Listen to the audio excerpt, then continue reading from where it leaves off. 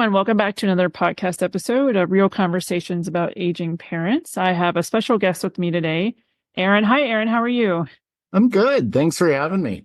Excellent. So I was very excited when your team reached out, and I always love to have anybody from the design sector of the world come on the podcast because that is such a core component of aging well and aging safely and having high quality of life. And so anytime I get to talk to somebody with a background like yours, I get very, very interested. So before we dive into that, can you tell us just a little bit about yourself, where you're from, kind of your life situation right now? Yeah, absolutely. ForeverHome's located outside of Seattle in Washington State. So great Pacific Northwest. I just turned 50. I've been an architect since 2003. And we're also living the dream of the sandwich generation. We have a blended family with 4 high schoolers. We have a 19, 18-year-old boy, a 16-year-old girl, and a 14-year-old boy. So also, then we have 4 aging parents. So we definitely fit the mold, both professionally and personally. Excellent. So that sounds like a really crazy house to have 4 teenagers.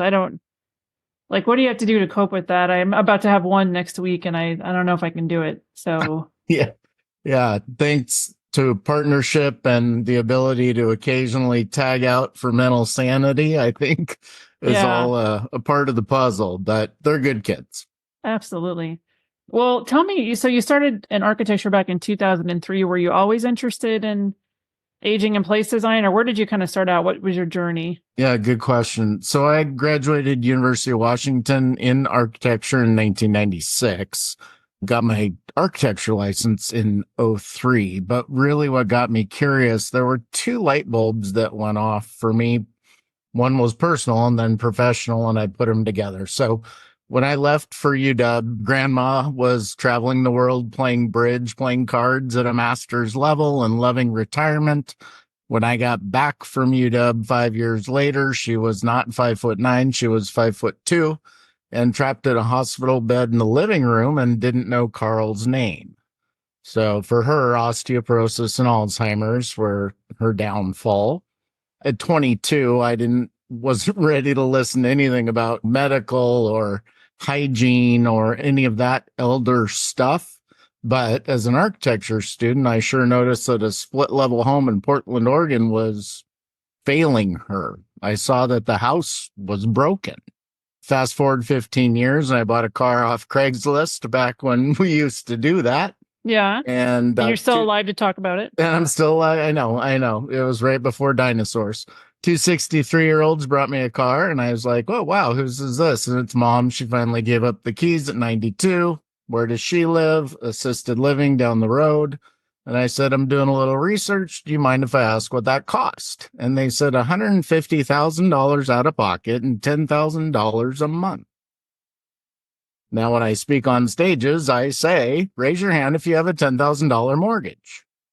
If you do, I'm adoptable. I would love to see your home, right? We don't.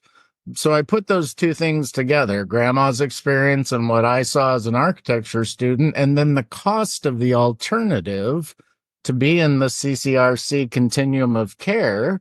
Can you talk about that real quick, the CCRC? Yeah, sorry, assisted living, independent living, memory care, that whole sequence of after the house. And so I thought, gosh, if that's the cost of that outcome, shouldn't we be working a lot harder to solve housing for the 50-plus marketplace? Because spec builders don't do that.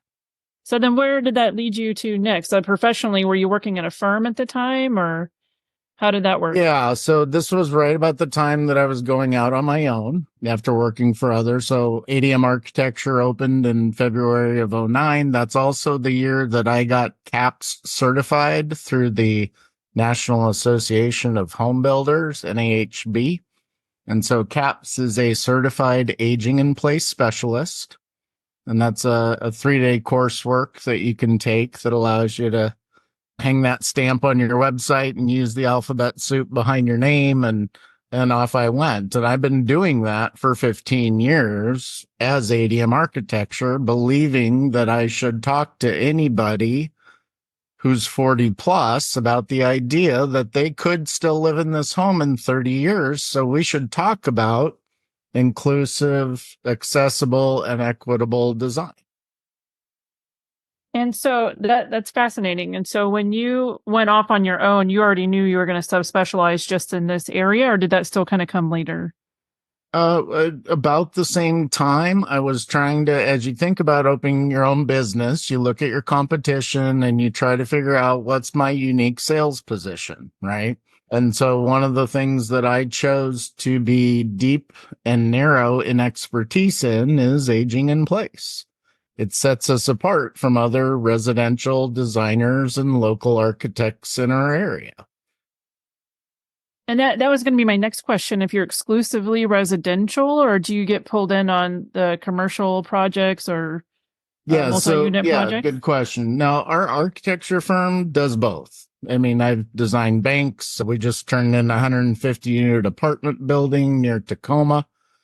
So we do both multifamily, commercial, and residential. But the residential piece is the part that I decided to take national, and that's what ForeverHome is as a separate company. Okay. Can you tell me a little bit more about that? Sure. So after 15 years of post getting my CAPS certificate, I came to recognize that learning what you learn in those 16 hours, if you take out breaks and lunches over 3 days, is not enough for me to trust you to come into my mom's house and design our future. Okay. Fair enough. Right? I'll say fair enough. Yeah. Yeah. But 15 years later, growing a company from 2 people doing 100 grand gross to 12 people doing $1 million gross, I thought, gosh, if a third of our business is specifically around aging in place, well, that's a whole nother company. I should be teaching other people how to do what we do. So ForeverHome is training professionals how to do what we've done, which has become synonymous with the term aging in place in the Tri-County area. So I'm going to pick your brain on that. Yeah. Which is why you're here. So what are the 2 or 3 things that people, where do we go wrong in thinking about aging in place? Where do you see people sort of take that fork in the road where you're trying to correct them and bring them back into kind of the ForeverHome or that way of thinking? Like, what do we get wrong? How do you see that this fails in the traditional application of having a designer and architect who maybe they're CAP certified, maybe they're not, but they say they're aging in place? Like, where's the differentiator there? Yeah, it's a good question. And I'm going to zoom out just for a second. So bring me back to it. We're actually sort of breaking this from the beginning, right? Let's say your parents had 10 acres of forest. Well, their retirement plan is to sell that to a developer, and the sellable product is parcels, right? Lots. Well, what's the result? You try to get as many lots as you can on your 10 acres after roads and detention vaults and right. Well, that means they are the smallest legally possible as sellable products, so you get the most of them. The problem is the buyer of those lots is a builder, and the builder's sellable product is heated square feet, but you gave him a postage stamp to work on. That's why most of our houses are 2 stories at the spec builder level. In a perfect world, I would disrupt that entire industry because of what we need for boomers, seniors, and adult children in the next 30 or 40 years. Now, to the designer's point, as an architect, and I've done 2 million square feet of commercial buildings, so I know what the dimensions are and where the grab bars go for the wheelchair restroom at the bank, right? But there isn't such a thing as ADA code for residential. Doesn't exist until you get into multifamily, and then you need some ambulatory units for being equitable. So it's in the single family home category that, knowing what I know about commercial and ADA and ANSI code books and HUD, right? There's multiple books that kind of merge together. And I can start with a book, but at the end, I'm really wanting a team. I would like an occupational therapist on the team. I would like a reverse mortgage specialist on your team, or your financial planner, or your CPA. The more brains we can bring to the table, the better solution we're going to have for your outcome and your goals.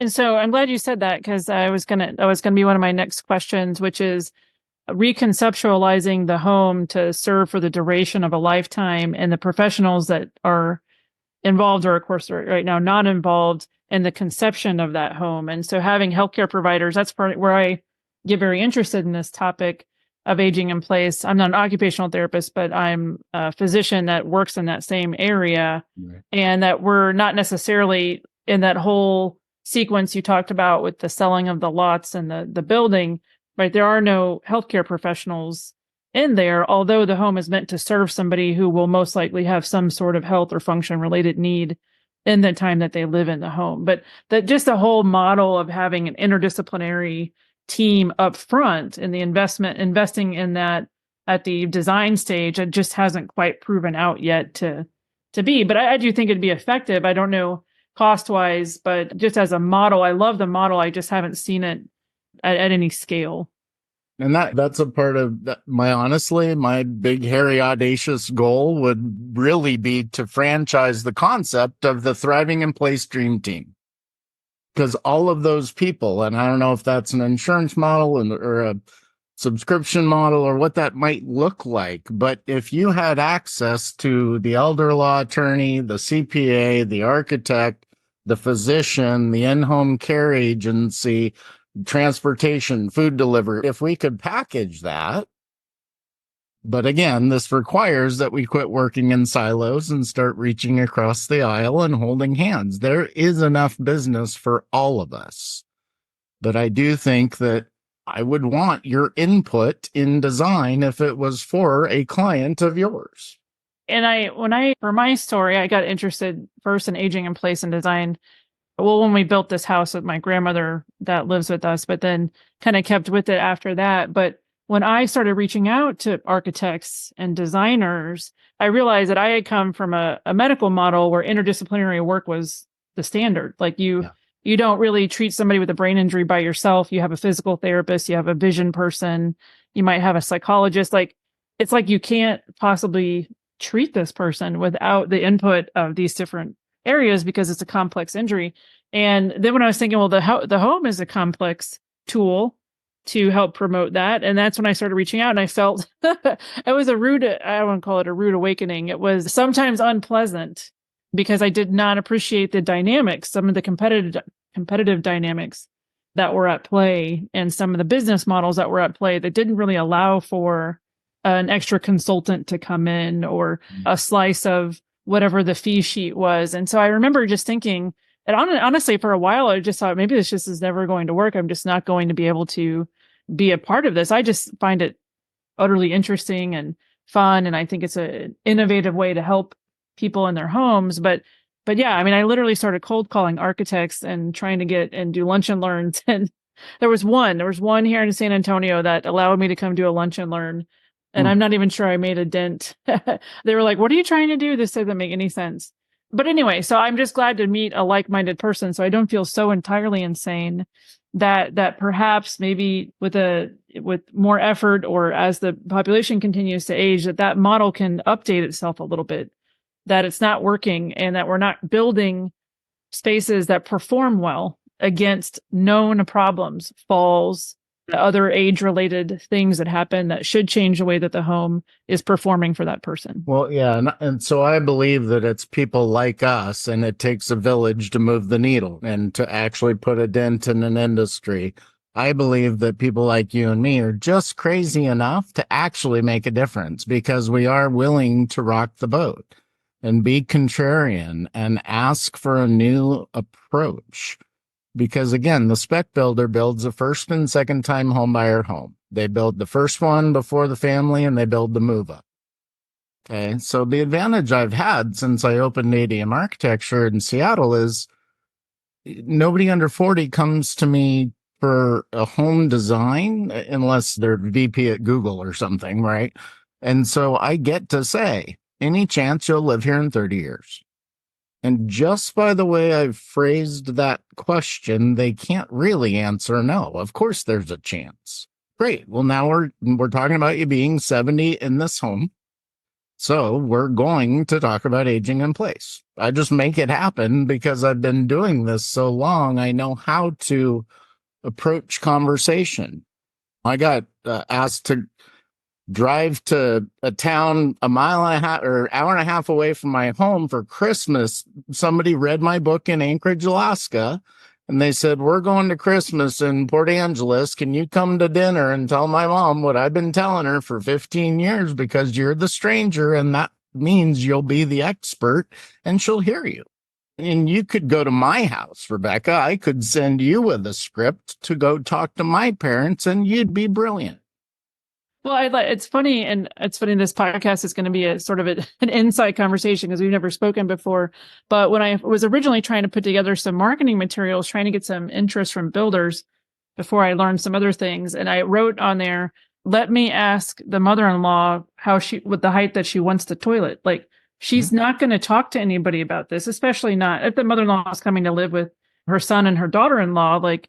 And she's going to be intended to be using a mother-in-law suite or space like that, that if you're going to spend the time and the money to develop it for her, then why can't we get some specifications that would actually work best for her?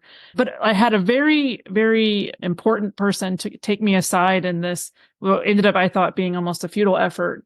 And he explained to me, and I think this would matter to people listening to this who are consumers. And he said, Rebecca, the reason that this won't work is because no builder wants an alternative opinion introduced to a customer they've already signed to build a home. The last thing they want is somebody with ideas. And I was just like, at first it was kind of hard to hear. And I thought, thank God somebody explained this to me. And they said they want the most limited number of people interacting with that signed client at that moment. Because they don't want, understandably, it might delay the decision making. It might change the budget. It might just add variables that they have not accounted for. And so if they probably saved me tons of time because that just matched what my experience was, that people are very interested conceptually that these were good ideas and we should be doing this. But model wise, business model wise, that having a sort of the unknown variable in there, which would be me offering ideas or being part of that design team, was not necessarily going to be tenable. So anyway, I'm just sharing that with you. That was I would argue, and not to stereotype anything, but the builder typically is, don't interrupt my spreadsheet, right? The bottom line is black, not red. I know how to make money. I got this spreadsheet from my dad in 1997 and it still works, so leave me alone. The market has to dictate the change. And right. I would like to give you a story of how it can work. So right here where I live in Paulsbo, Washington, a town of 12,000, a county of 250, 300, I had a builder come to me. And he had just moved here from Las Vegas, and he had built 13,000 doors in Nevada. And he brought me 4 sets of drawings, dropped them on the desk. These are southwest, make them northwest. I'm going to do a 24-lot subdivision with 3 or 4 types of homes. Nice to meet you, sir. Handed him my card, but I also handed him the book I wrote behind me. He came back a week later and said, throw away my plans, we're doing aging in place. That is what I'm looking for, right? This will be a beautiful model of what could be, because we're designing houses with inside the same 4 walls. That we can move interior walls and change what was a work from home remote office into a mother-in-law with a private suite. We can change what is a very nice Costco-sized pantry and give up the extra car space in the garage, and it can be converted to an elevator. We already designed it for both. Top and bottom, the floor plan works. So and I've filed a trademark for the term Future Flex for home specifications, and I've filed a trademark for longevity plans for house plans. That's the other thing we're doing at Forever Home is creating aging in place stock house plans. I've not seen anybody do it right. The last time I saw someone do it, it was in a metal spiral binder in 1999. Probably a little early, right? You can go broke teaching what a hamburger is, but once we know what a hamburger is, or aging in place is now becoming a term we're all aware of with the boomers, well, then be the best hamburger, and now you're in business. But it reminds me, I'm going to credit Esther Greenhouse. I interviewed her earlier in the podcast. She's an environmental gerontologist, and she talked about having the home design as part of your portfolio, because you already mentioned the extraordinary costs it would take to get into these continuing care communities. And if you're thinking about cost avoidance, so I don't want to pay multiple six figures to go down that road, then why, like, isn't this part of comprehensive retirement planning at any age?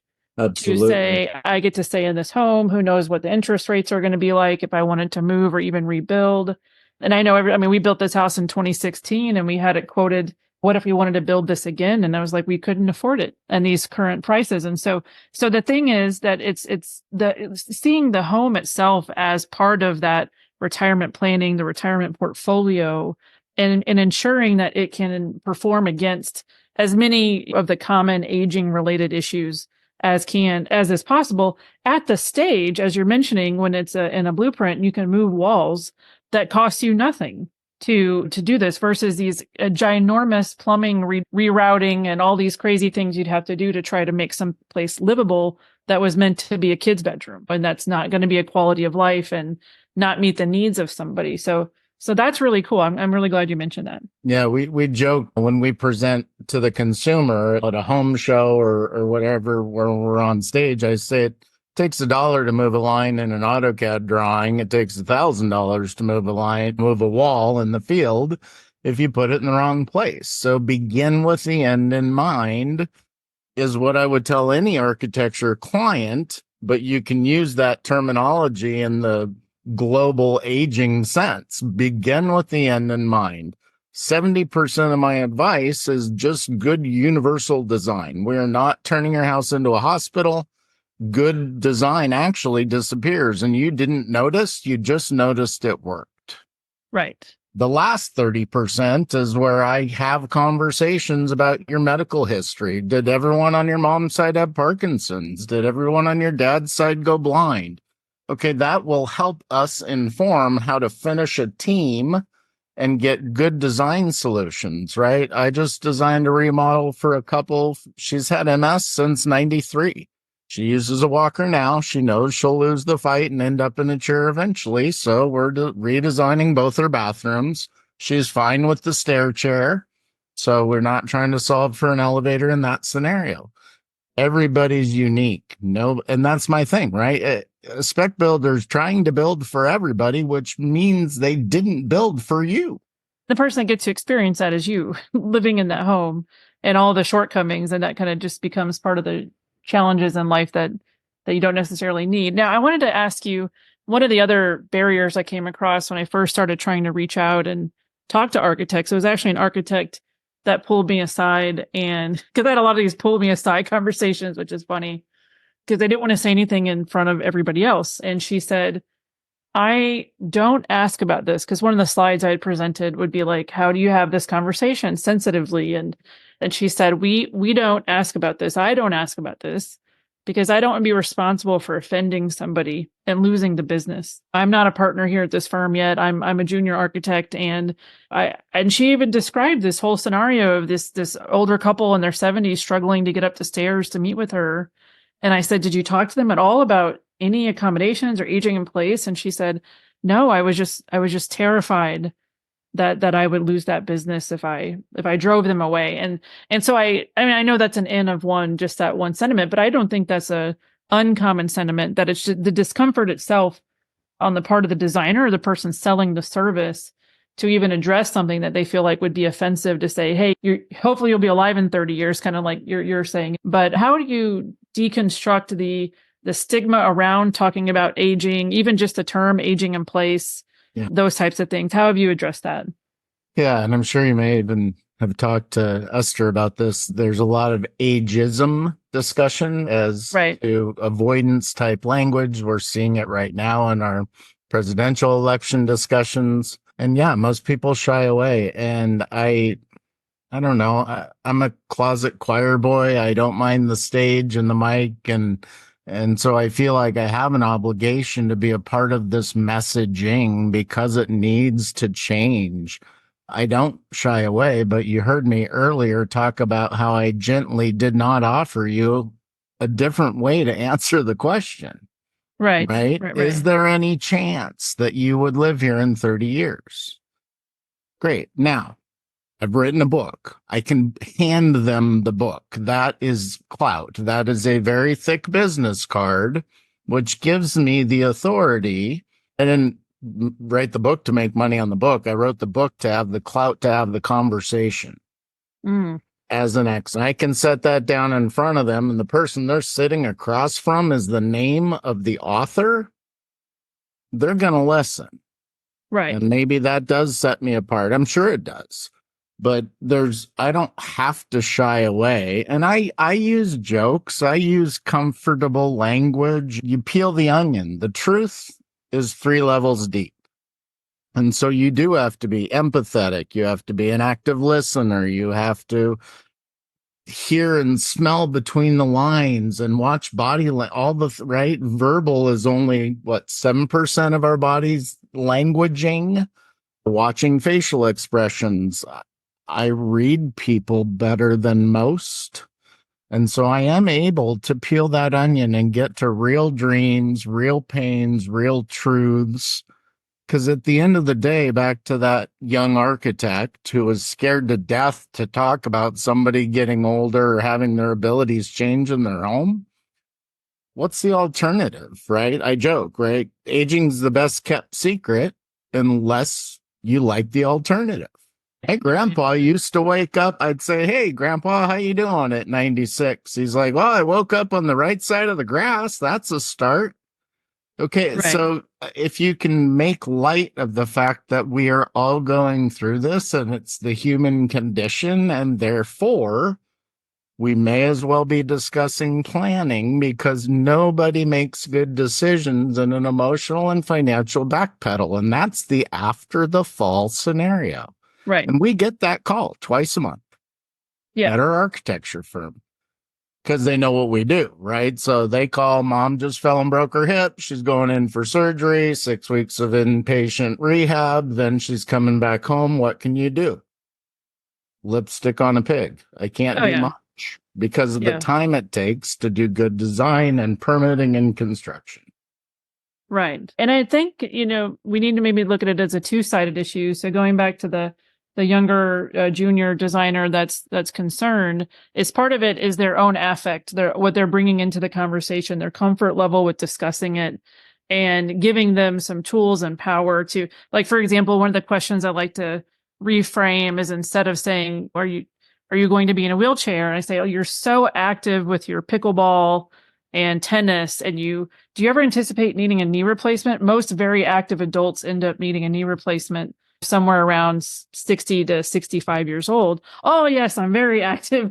I'm the world champion pickleball player." "I know you want to continue playing that." So if you end up getting a knee replacement, there will be a period of time where you're going to have some more challenges with using the bathroom or showering. "Oh, okay." And so they see themselves and can connect with a self that may have a physical challenge, but it doesn't have to be presented to them as something that sounds dark or scary at that time. Right. It You know what doesn't I'm have saying? to be, it doesn't have to be a morbidity or a mortality type discussion. And it sounds like you're practiced at it as well. And that we teach that. We have coursework at ForeverHome to train that trainer. And that's the kind of person we would want to teach them. How do you become comfortable so that you are getting this work? Because we need more people doing this work. And you've mentioned it a couple of times that I do think an undervalued, no pun intended, aspect is talking about the financial differences. And part of the reasons I have this podcast and I've had this topic come up so much about the cost of the care that you described is I've had people come up to me or even email me after the podcast and say, "I had no idea it costs that much until you said that on your podcast. And I like, does that make you think differently? Yes, it does. Well, that's the whole purpose of this podcast, is just to give us things to think about. And I really think the general public does not quite get it. Right? Even if I said, let's just throw out some numbers, okay? Let's say an elevator is $50,000. Everybody freak out, wouldn't they? Until I said, that's 5 months in assisted living. Right. It wasn't your goal to stay home? And if we're staying home years longer because we have modified your home as one of the spokes of the wheel of independence and autonomy, 65 plus, pick a number. Right. Then you would invest in any of those spokes. So yes, housing is a part of retirement, and we coach financial planners. We coach CPAs and CFPs on that exact discussion. We're a part of that wheel of whole thought process around good retirement planning. Well, and something that always struck me was that we look at sort of the energy efficiency of a home and really can assess its value or even future worth to a future consumer if it's very energy efficient. And eventually it will be, how ready is this home to accept aging related issues? And like someone that you can go through and look at the energy efficiency, but someday there'll be a number that spits out and it says, this is how ready this home is to do anything it needs to do for you. Yeah. And I haven't gotten that far, but that's... Yeah, I love the idea that it would have, I mean, you see it on Zillow or you see it on Airbnb, it's the walkability score. Well, there's people working on the wheelability score. I was interviewed last fall by the two gentlemen that actually got the accessible button into the Washington State MLS for real estate agents. Oh, wow. Very cool. So there are a number of people, and Barry's a chair user. He got in a motorcycle accident in his 20s, and he and Tom are both real estate agents, and so they tackled that problem. Only 4% of our housing stock in the U.S. has a mobility-specific alteration to it. Well, we have a lot of work to do. And I know there's kind of some reductionism that happens when you talk about aging in place, and people go specifically first and foremost to wheelchair accessibility, which I obviously is one thing that you'd have to plan for. But the vast majority of aging adults don't actually end up using wheelchairs. They end up using walkers and canes. And some of the bigger issues, even more, I would say even more, not like you can compare, are the sensory changes that come with aging. And that's hearing and vision. And so we get it's almost like we can make the home okay for a wheelchair. And we kind of pat ourselves on the back and we're like, we did it. We have created a home that will serve somebody for 100 years. And the truth is, like, that's really maybe just the start, because now you're thinking, I mentioned the sensory issues, the balance issues. Now you're thinking about, where does a caregiver participate in their care in the specific space?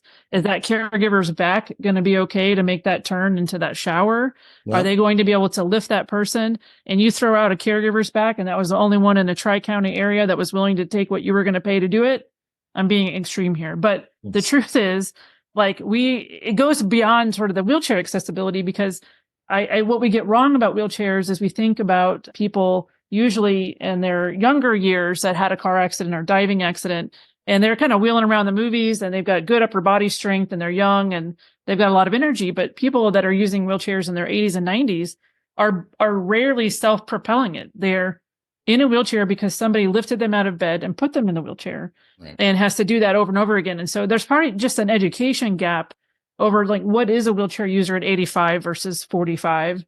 And then also, if that wheelchair user is requiring an assistant, then you have to think design differently again, because it's not just the turning radius, the ADA turning radius, it's that person that is trying to assist them, and then their safety as well, because you want them to stay healthy so they could help that person. So yeah, we just did a design for a couple in Seattle who he's been a quad for a while, and we've designed houses where there's a gurney system that can actually get him, with the roof trusses redesigned, can get him from the bed into a wet room shower.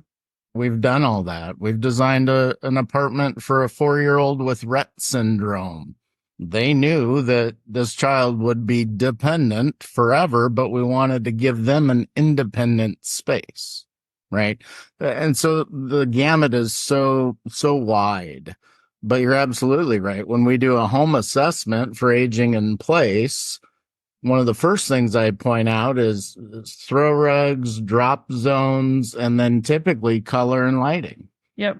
Because everybody liked beige on yellow on gold oak and our eyes let in less light. They yellow over time, and that all becomes a blur. And so you're losing safety notifications at edges and transitions and corners between verticals and horizontals. I mean, that can be why the fall occurred. Doesn't have anything to do with a wheelchair. That's the start of the demise of a loved one because we didn't talk about all of it. I did want to ask, because I don't want to be forgetful about, there's a lot of parts of our community that wouldn't necessarily be able to afford services like this. And even though I know you said it is still less expensive than assisted living, but when we're talking about the population that is basically Medicaid, nursing home level, or trying to stay in their home, and I know that this has been a passion of yours for a long time, have you come across like community organizations or upcoming legislation or things that would make those types of, or that population also have access to design or renovations that would help keep them at home? Yeah, so that's where I typically switch to kind of the public servant and philanthropist side.